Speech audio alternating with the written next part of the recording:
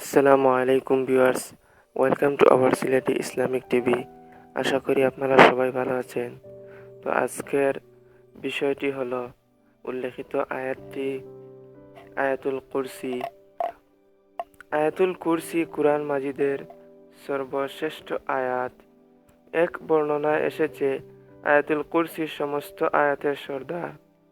তিরমিজির এক বর্ণনায় এসেছে যে মালের উপর বা সন্তানের উপর আয়াতুল কুরসি পড়ে দম করা হবে অথবা লিখে মালের মধ্যে দেওয়া হবে বা সন্তানের গলায় ঝুলিয়ে দেওয়া হবে, শয়তান ওই মাল বা সন্তানের কাছেও আসতে পারে না। যে ব্যক্তি প্রত্যেক সালাতের পর আয়াতুল কুরসি পাঠ করবে তার জন্য মৃত্যু ব্যতীত জান্নাতে প্রবেশের জন্য অন্য কোনো বাধা থাকবে না। মিসকাত শরীফ। যে ব্যক্তি শয়নকালে আয়াতুল কুরসি পাঠ করে আল্লাহ তাআলা তার প্রতিবেশী, তার প্রতিবেশীর প্রতিবেশী এবং তার আশেপাশের বসবাসকারী সকল লোকদের সহি সালামত ও নিরাপদ রাখেন। বাইহাকী শরীফ।